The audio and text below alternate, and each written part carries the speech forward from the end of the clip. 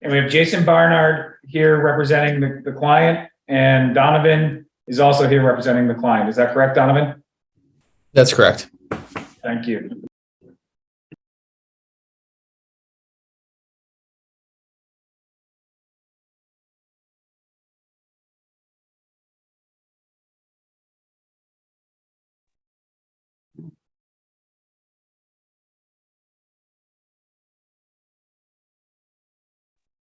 Okay. Yeah. All right. Recording in progress. The meeting will come to order. This is April 25th, 2023. We only have one item on the agenda tonight. If there's any additions, let me know now. We'll probably put it after we're done with Jason. Okay, we'll just go ahead then. Permit number 23-400.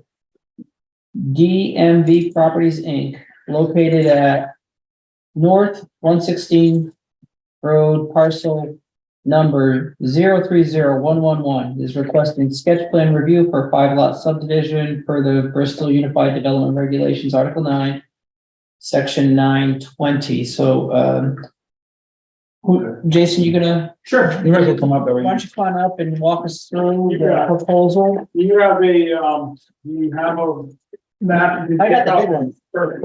I got it. So I'll get on the screen for you. So actually, I'll give credit where credit is due. Donovan is the lead project manager on this one, so he knows more about it. Donovan has So you're more. both gonna testify. Correct. All right, so Donovan, raise your right hand. Jason's gonna raise his too. Do you solemnly swear or affirm that the evidence you shall give before the zoning development review board, and I still want to say zoning board of adjustment, development review board shall be the truth, the whole truth, and nothing but the truth? I do. I do. Thank you. I did that all by myself without Ted here to remind me. I want you to all, I want the record to duly reflect. It was very good. Well said. All right. Take her away. Sure. So the parcel is, like Kevin said, is situated north, Vermont Route 116, owned by DMV Properties, Inc. It's actually a large, really large parcel that's on the westerly side of 116, and it straddles the Starkboro Bristol line. There's greater than 500 acres total.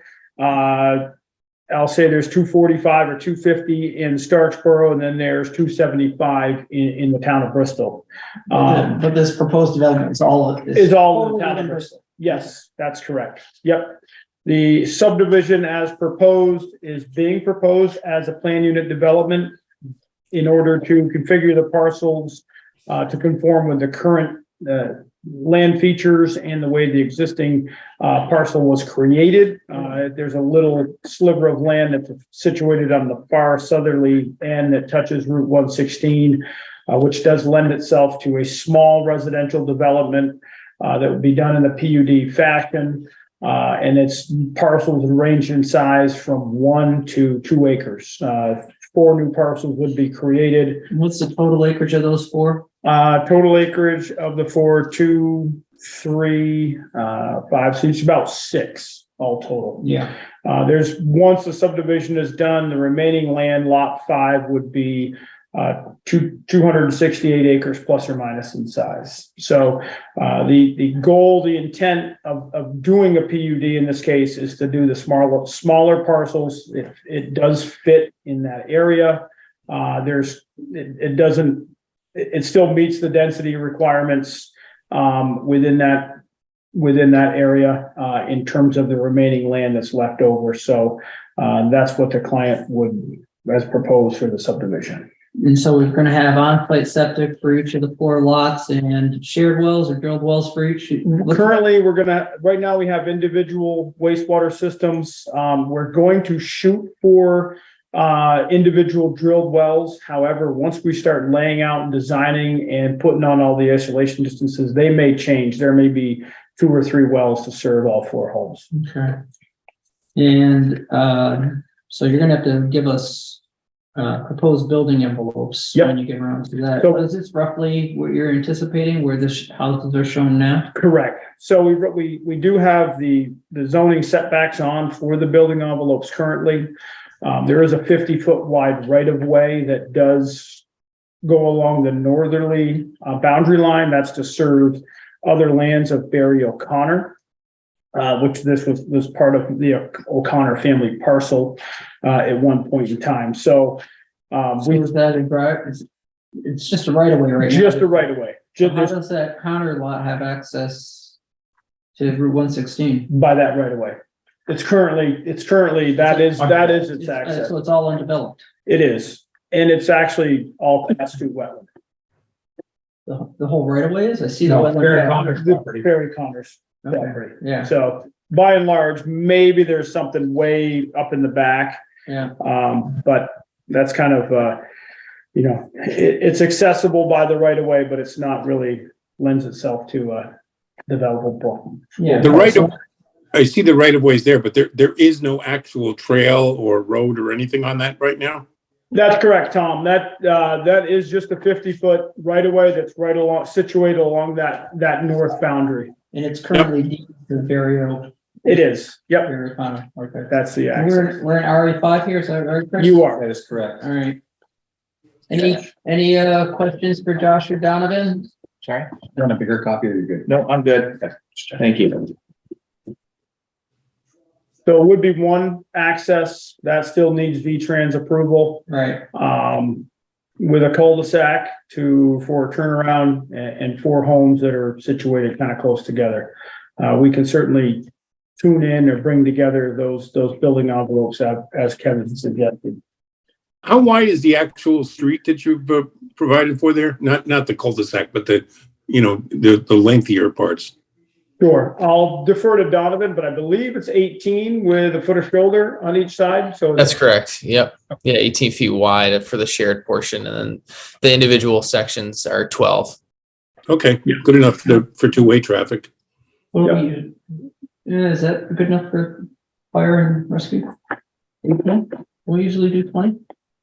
Which it is a total of 20, it's a 18 with a foot of shoulder. Okay. Yep, so it's, I would recommend just having, the fire chief, Brett LaRose, take a look at the plan. Yeah. And sign off on it. That would make you feel more comfortable. that's fine.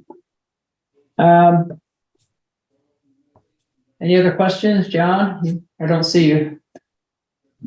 Brenda. Yeah, I do have a couple of questions. Yeah, I figured. So do I. Go ahead. I'm just looking at the project description that is on the sketch plan narrative. Hmm. And the zoning here is 5 acres, is that correct? That's right. Not It's a 2 5 acres, acre- not 2 acres as stated in the first paragraph there. Oop, that was a mistake. Yeah, Well, it's a. The 2 acre minimum residential, 5 acre. it's actually, that's a 5 acre for each dwelling unit, 2 acre minimum lot size, John. I believe that's. That's right. That's accurate. Page 16 of the regs, John. Right. I'm sorry, 26. I misspoke.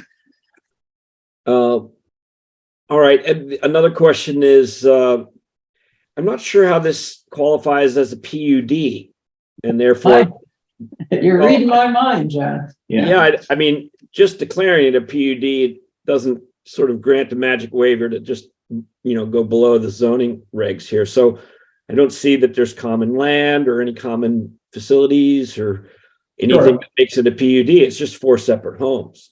Yeah, I mean, that's to follow on what John said, Jason, might as well get it right out on the table. That's what this meeting's for. Sure, absolutely. I don't see any relationship between these 4 proposed lots, which are way smaller than the district requires, Sure. with the remaining land. I would feel, so we got 4 lots, we gotta have, and under the overall density does not exceed the number of dwelling units which could be permitted mathematically. What I am concerned about is that we've got this big remainder chunk of over 200 acres with no relationship to it for these lands. So by density, we should have 20 acres for these 4 lots. Sure. And this is just me, I don't know what you guys will think, but the way I'm thinking about this is we've got a little choke point here, 63 feet wide, and we've got a lot of wet land over there. I'd want to see, and I think we're required under 609, the overall density.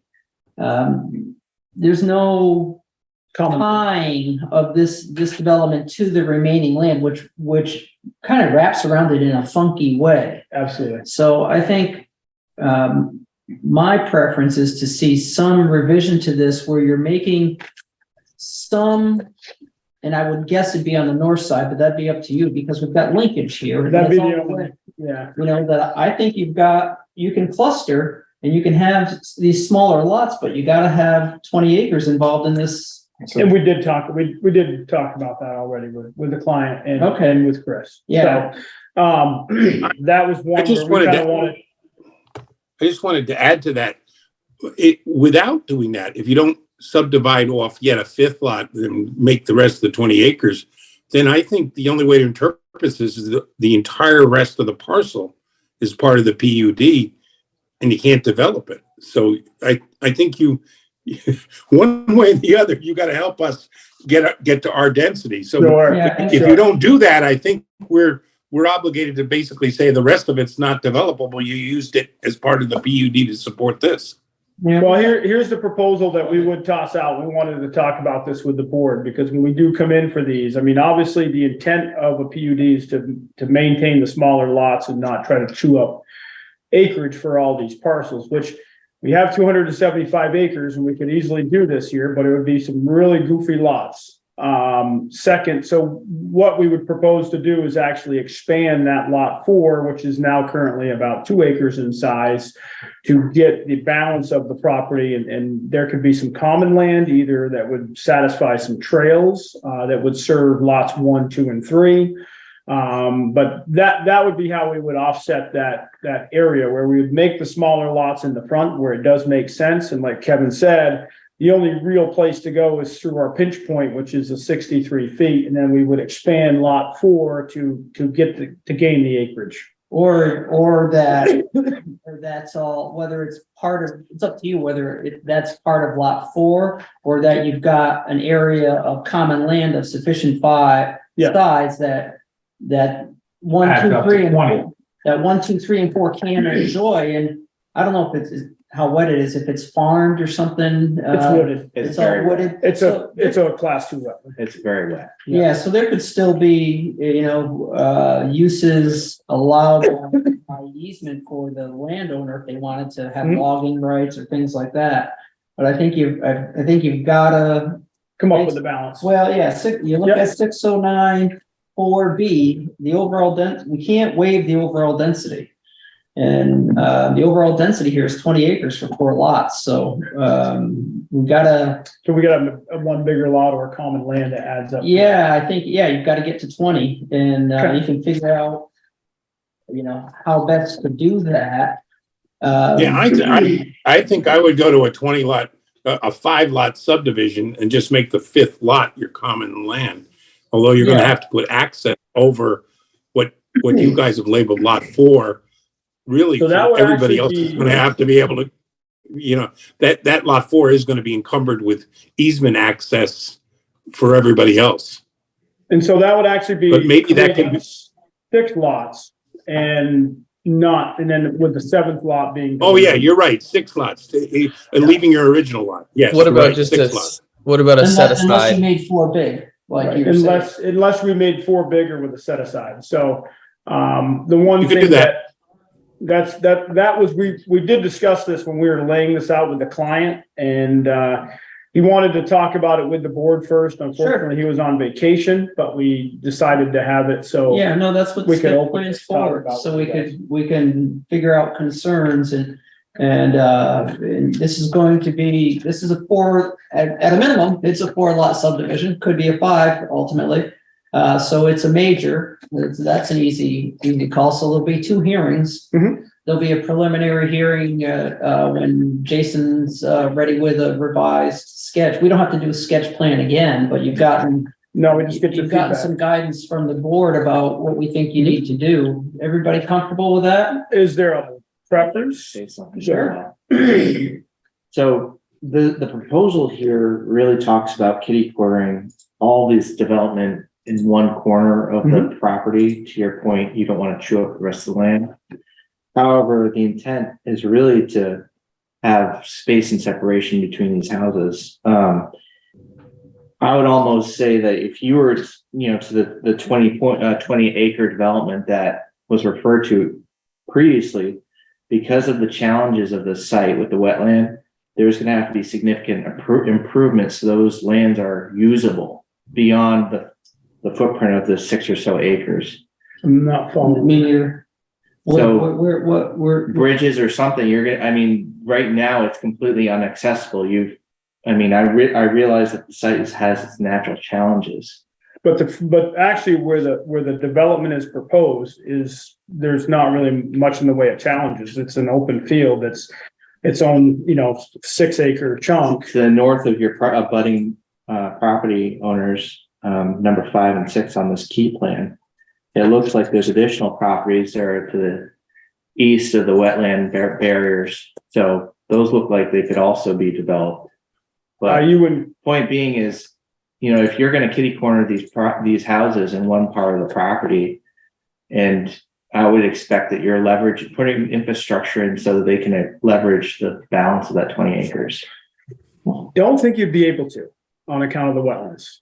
I think that's going to, I think that the backside of this property is going to be restricted from development on Agreed. account of that. Agreed. And that's why I think that the 4 in this corner is probably inappropriate. you lost me on the, when you say kitty cornering, Josh, I'm not sure what you mean. Well, you've got you've got 4 it's a cluster. 4 houses on 6 acres. Yeah, That's the way I read it. I don't see it as being part of a 200+ acre lot. all right, that's why we're talking about making a 20 acre total development. Yeah, One way or the other. Right. I mean, isn't But the Josh is trying to say that he doesn't think that land is really useful for anything, even, for their use. I think you can still, you don't strictly speaking have to be completely usable, but can you access it at all? Yeah, there is access. You can walk through that, 60-foot chunk or whatever.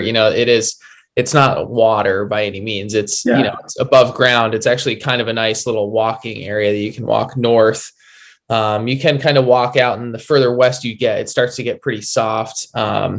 But wetlands do kind of have natural beauty. There is appeal to it. As you get out in there, it's actually really gorgeous. As you look to the west, there's then there's the hill on the other side of the swamp there. And so I guess where I would kind of chime in is how do you define use?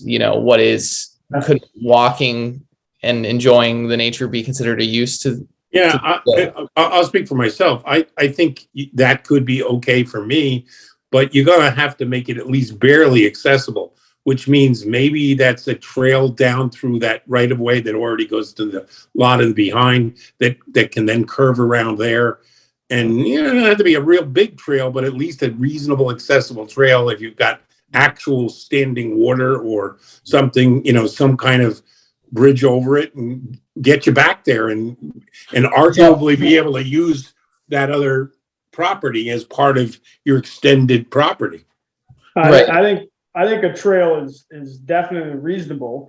I mean, we've shown that we have wastewater capacity. We've shown where we're attempting to cluster houses into one area, which I think is a good use of the property. I don't think the zoning had envisioned for reducing the density to 1.5 acres per house. And Actually, the my PUD says when I sat on the planning commission, when we envisioned PUDs, when we wrote the town plan, we actually talked about clustering just like this, with the intent is to reduce lot sizes very much, and then the remainder being utilized as common lands or non-developed lands. Larger parcel.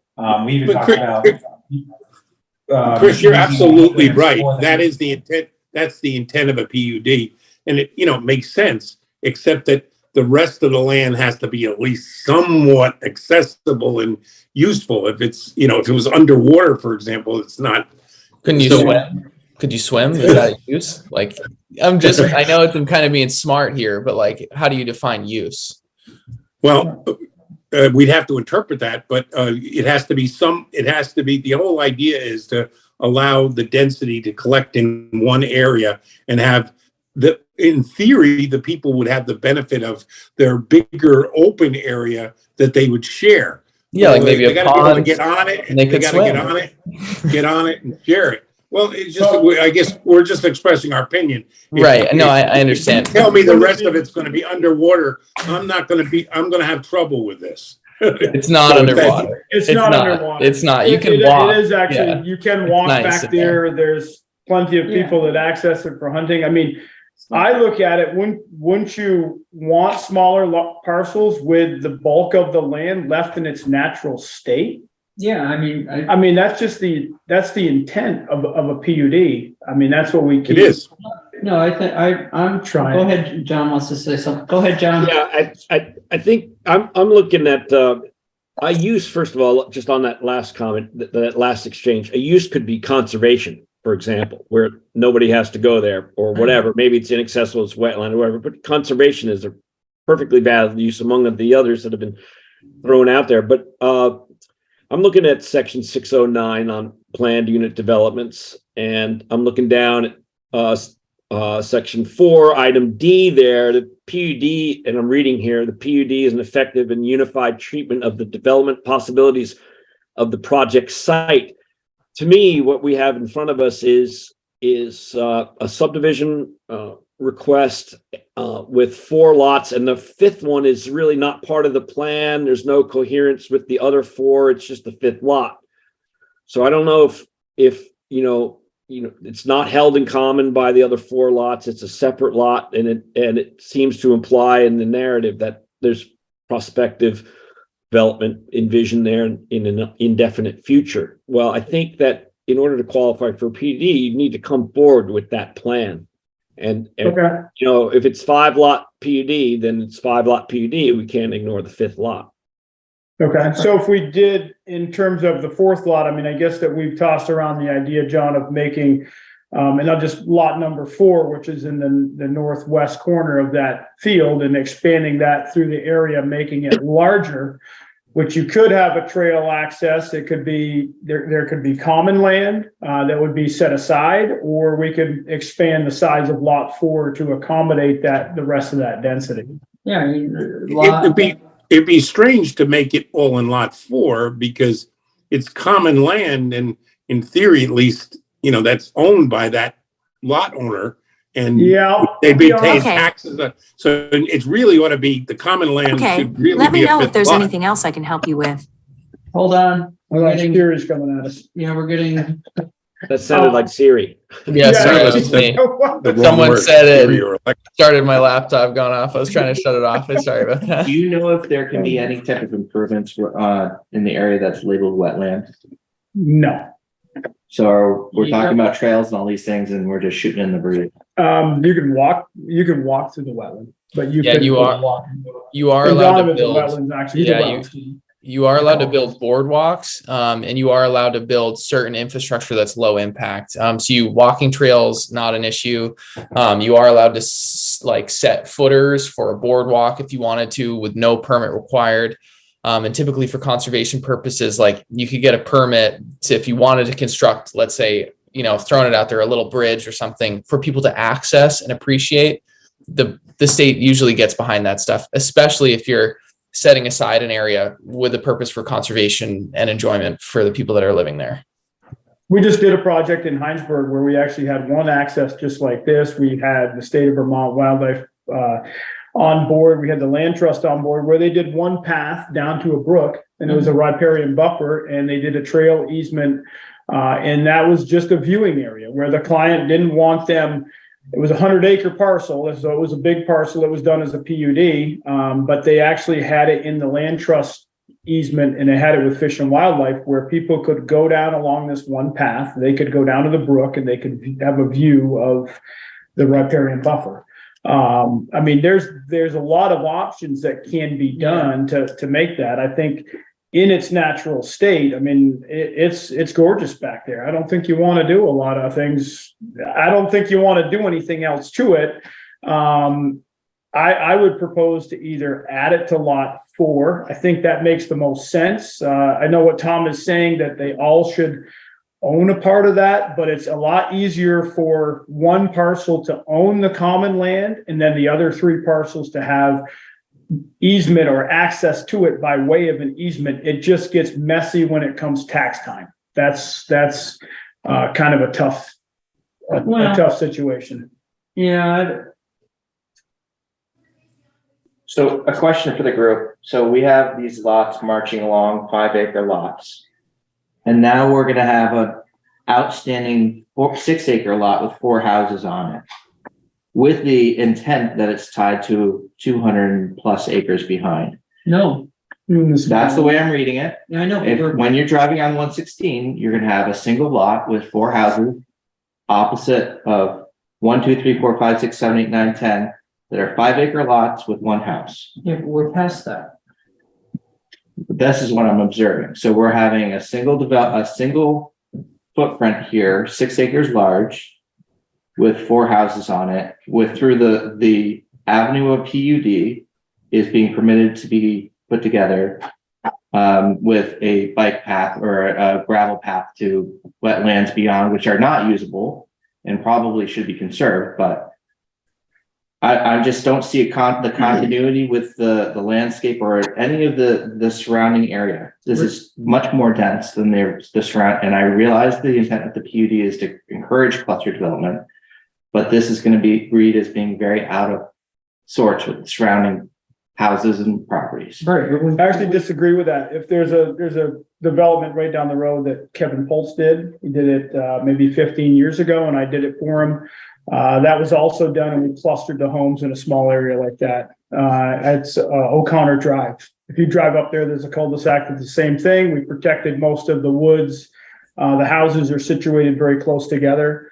I think it was nicely done. It was good use of the property. We could have certainly spread houses out all over the place, but we didn't. And I mean, it's in a condensed fashion. I'm willing to hear you out, but I'd like to see more of these houses on the adjoining lots so I could see the density, because that's part of the relating to the neighborhood criteria of PUD. Okay. So maybe, I don't know if you caught what I was trying to say. Maybe you did, maybe you didn't.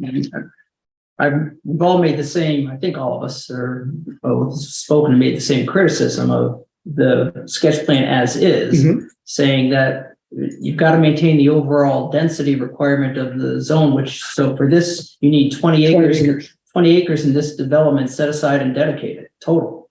So they would have to do something with common land back in that corner to make this a 20-acre development and then meet the density requirement. Correct. There's different ways for them to do it, and it's up to them to try to figure it out. That's what I was trying to convey. And that's what we're trying to get with the board. Does that make more sense to do it as a larger lot 4? Or does it make sense to do it as common 16 land? lot common land. My recommendation here with the client is to make lot 4 larger and come up with that. Yeah, why do you like that better than Making 12 acres of or 14 acres of common land back there? For a 5th lot, that would be just open. That would be, so it won't be owned by all 4 parcels. Yeah, undivided interest in common land. That's the one thing I've seen with those that when it's a standalone parcel is then everybody's responsible for their fair share of the taxes, and it always ends up getting a little messy. Let's say these two, 1, 2, and 3 pay and lot 4 doesn't, but they still have access and use it. It's always trickier.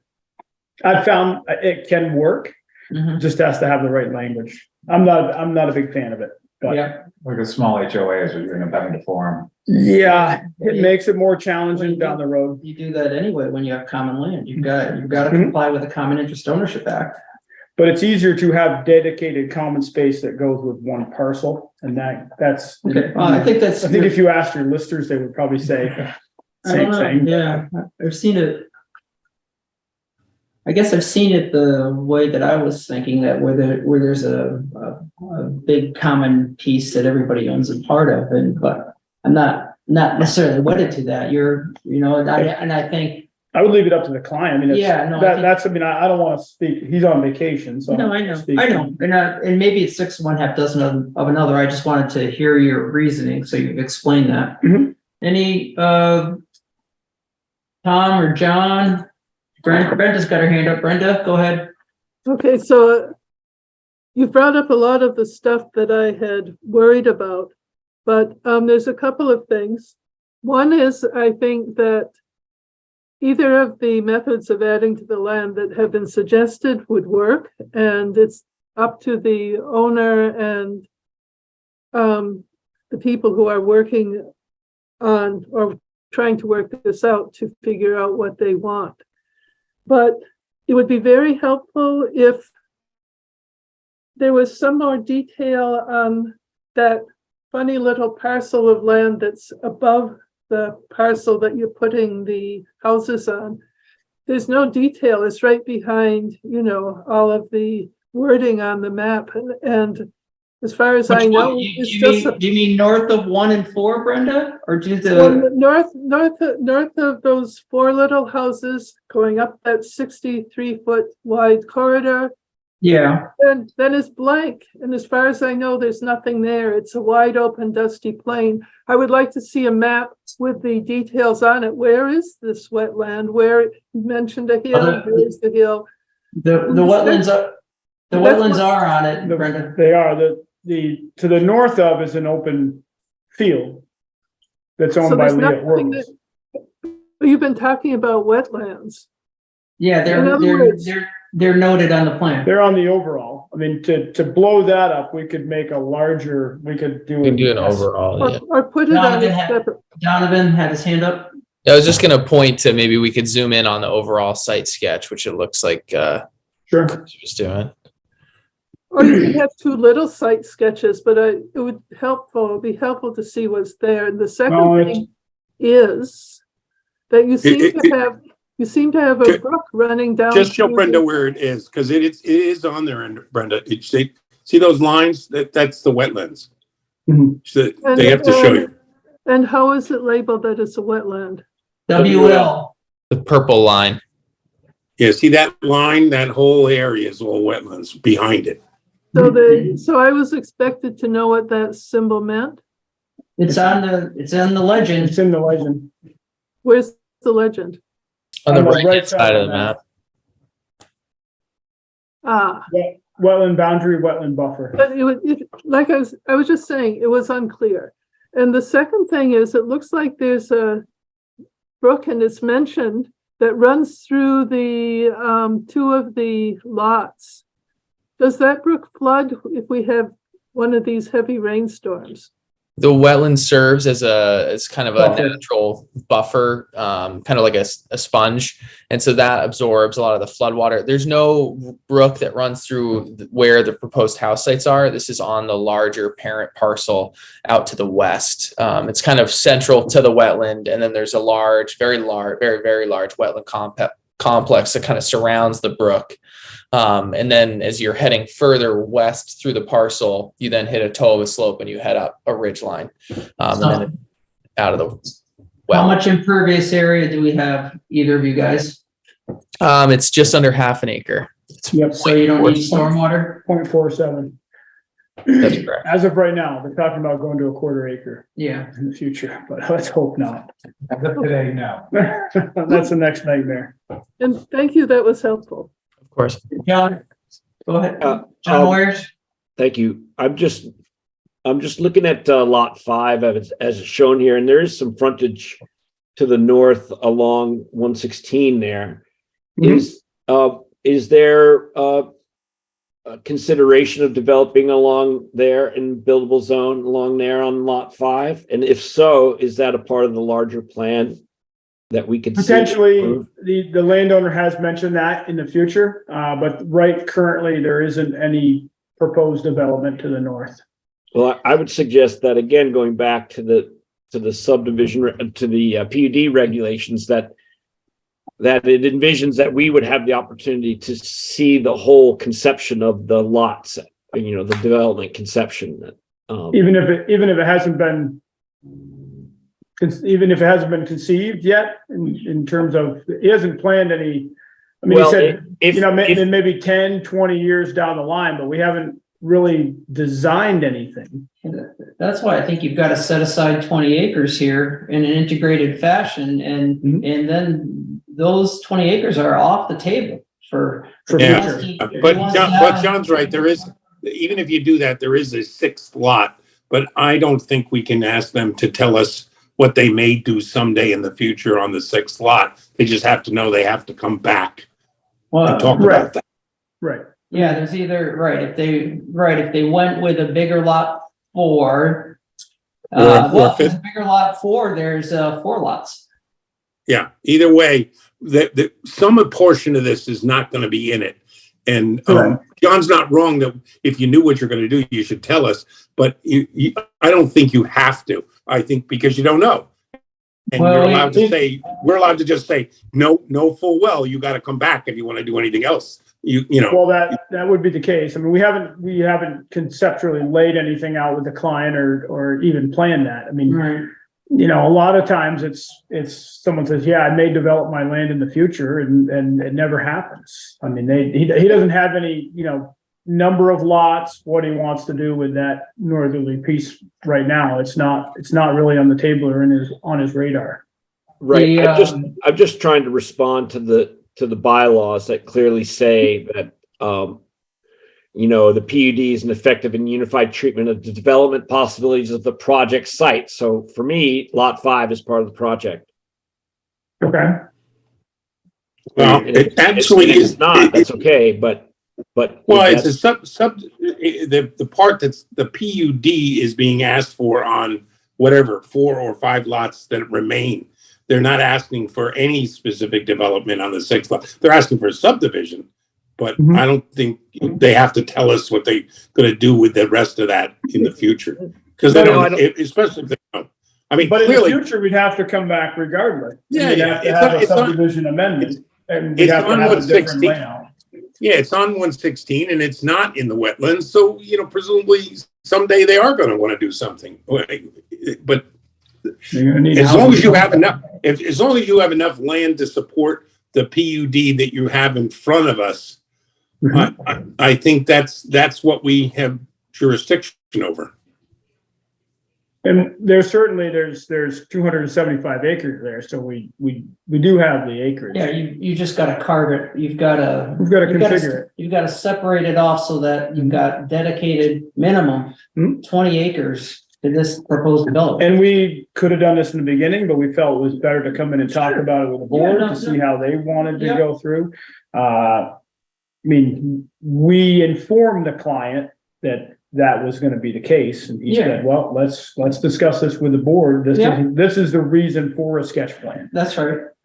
That's right. I mean, You've got to sharpen your pencil a little bit, and there's different ways to skin the cat, and we're not committing one way or the other to any particular idea other than to give you the guidance that you've got to maintain 609 or B, among other things, and right now you don't.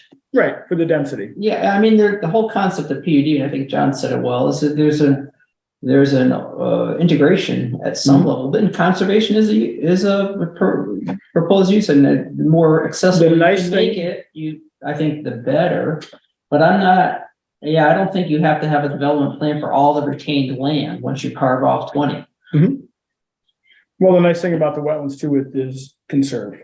Well, you know, that's as it turns out, a good thing. You had some experience on this because we had the thing where this board was concerned about serial PUDs, and we indicated there that we weren't going to go down that path. Correct.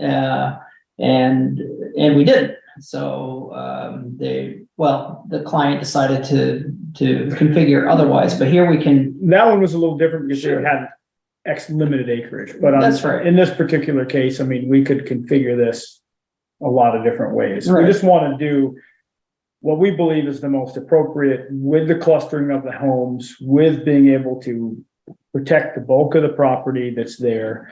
We don't know what's going to happen to the north. We can certainly expand the size of lot 4, and I agree that If we do that, we could show common land on the balance of lot 4, and then lots 1, 2, and 3 would have access by way of a trail easement. Yeah. Just like we did the one in Heinsberg, where it's actually one little easement that goes down to the brook and back. That, you know, they requested it wasn't like a free-for-all on their whole property. Yeah, they were channeling access to They were keeping it to a certain particular spot. area, which. And, you know, the Fish and Wildlife, they were part of it as well, so it did work out. We can certainly do either way. We can designate something there, or we can add it to lot 4. Yeah, then. And I think Does the trail. does anybody have other concerns to express or guidance to offer?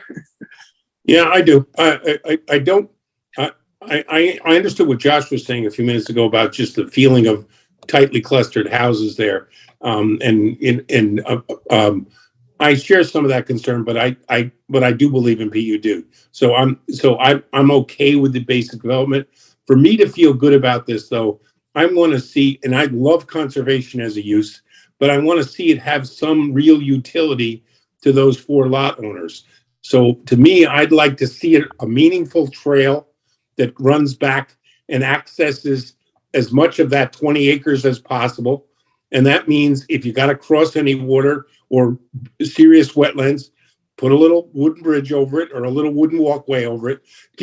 Make me feel like those 4 lot owners really have access to the other 14 acres. Then I'll feel like you accomplished what a PUD is doing, because they're not just owning a little house, they're owning a chunk of woods. And then you're doing the right thing. Yeah. And I'll be for the PUD if you do it that way.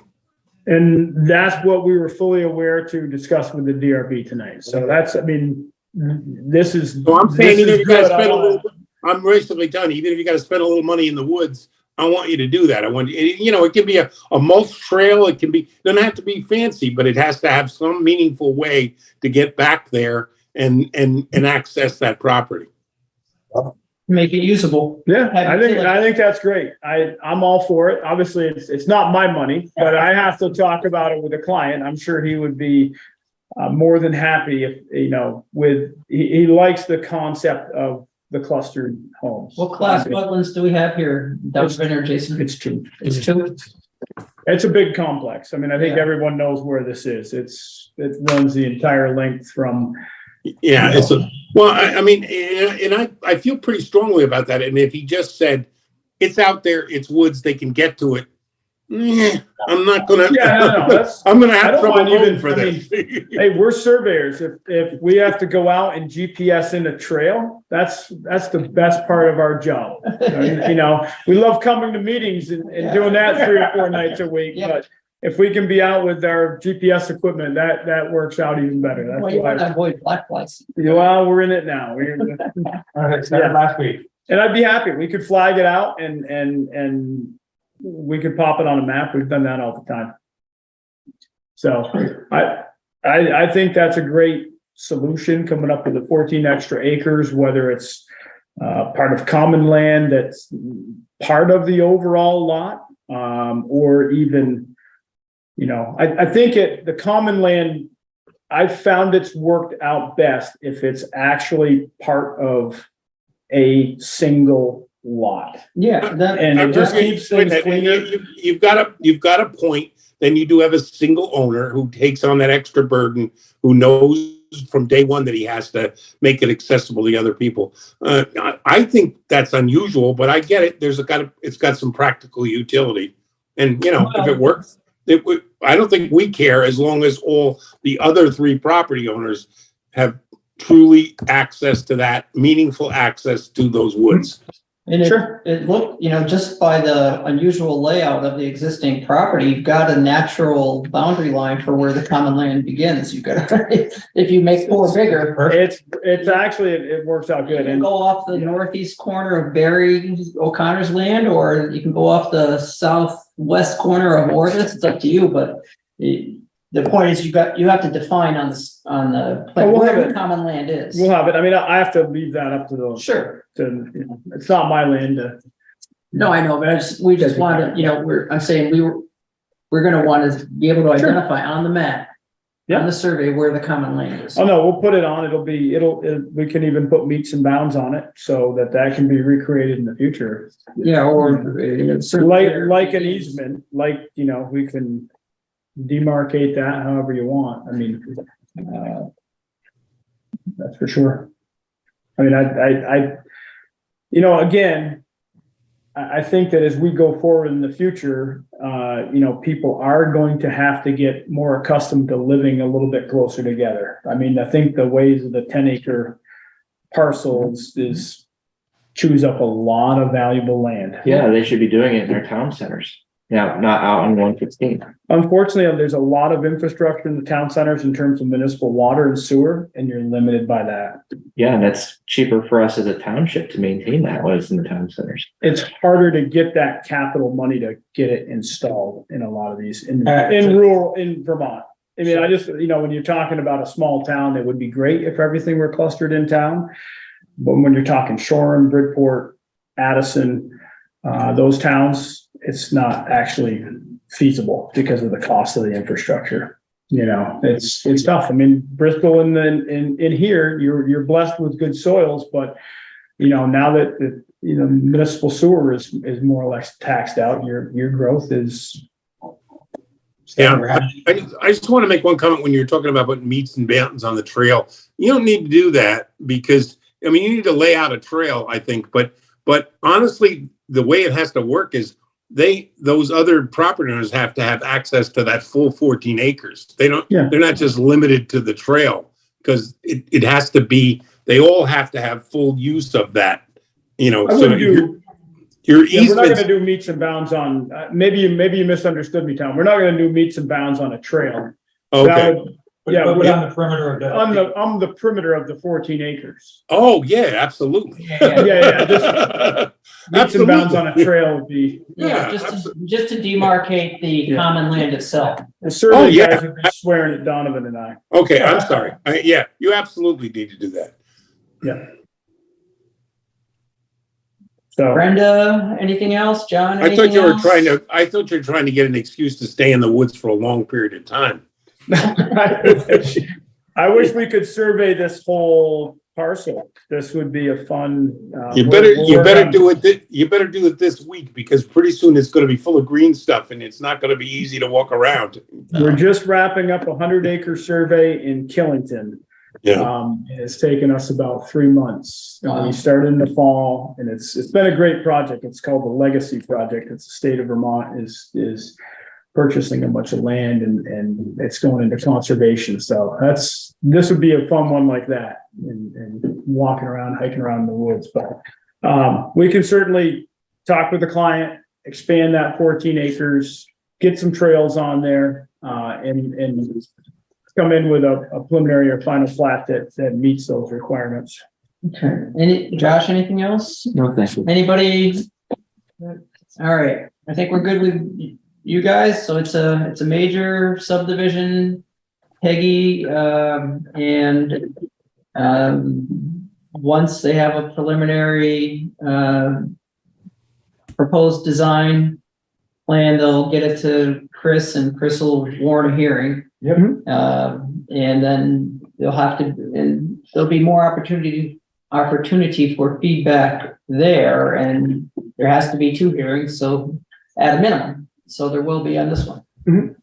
Yeah, I'm saying we're come through with preliminary, so you'll have a good look at it. All right. Yeah.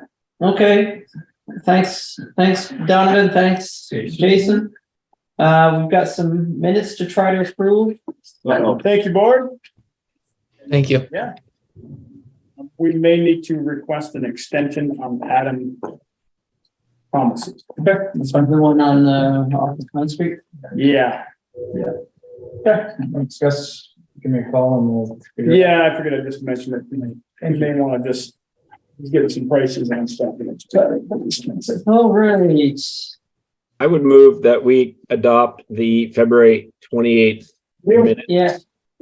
Do you have a copy? Let me. I'm not taking it February. I have February. I only have printed out March. Or do you have all Februarys down there? I've got March here. I think I printed two sets of Marches. I'll pull February up on the screen. Okay, yeah. I'll send it down. Yeah, it's the same thing. In 2 seconds, I hope you need a minute. All right, well, let's look at the March ones while Chris is pulling up the February.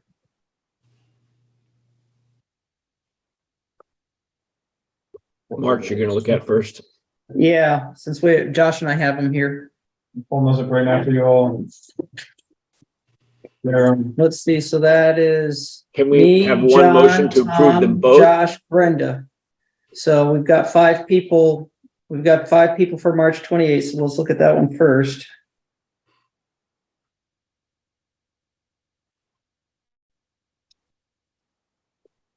Looks okay to me.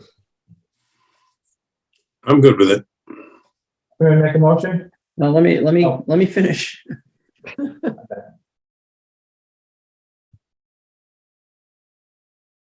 John, you got your point. Did we clarify your point on the repair shop? I did in the decision. Yes. I blended them. Nice.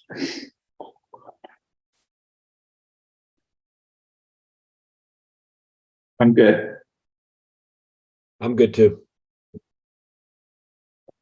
Okay, so everybody, well, Ted's not here, so all the rest of us were here. I'll move to approve the March 28 minutes. 2023. Second. All those, any discussion? All those in favor? Aye. Any opposed? All right, that one passes. Let's look at February 28th. Just So share it that, real quick. so that was, That's I can. Just share. yep. There we go. All right, so me, for those of us who are here, me, John, Tom, Josh, Brenda. So again, we've got who we need. Cousineau.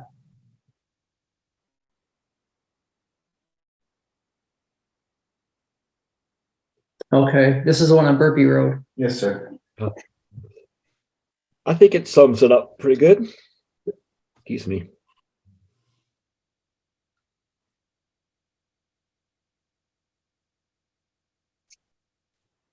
So did Kevin submit a compliant plat?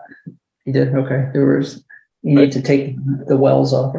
I'll move that we approve the February, what day, 23rd? 28. Hey, 28th, minutes as drafted. Second. second. Any discussion? Well, the only discussion I had is I'm just noticing it was a 28-minute meeting, which that's good. Yeah, that was pretty good, huh? Much better than our first couple. Yeah. Anyway, yeah. So I made the motion. Did somebody second? Josh. Josh did. Any discussion other than we were quick? All those in favor? All right, so 5-0. Minutes are approved. So I just wanted to compliment our secretary, Peggy. You're doing a very good job on the minutes. And it does make it easy to approve them. So thank you for that. Yes. Yeah, Josh wanted to say something. Go ahead. So I talked to Kevin earlier, but this is going to be my last meeting for a little bit. I'm going to take a year off or something just to do some family time, but I will rejoin in the future. So I think there's an unfinished matter of supporting minutes reviews at some point. So I don't know what the process is with that and contributing to that. Well, so you're actually going to step off the board? Yes. Yeah, I think that's the action that's. Yeah, I mean, Required. yeah, there's no like leave of absence. No, we can't do a leave, unfortunately. I No. checked into that. Right. No, okay, all right, so, yeah, My well, wife has asked me to. if, I get it. Oh, no. trust me, it's better if you do it then. Yes. Yeah, no, we get it, it's, if,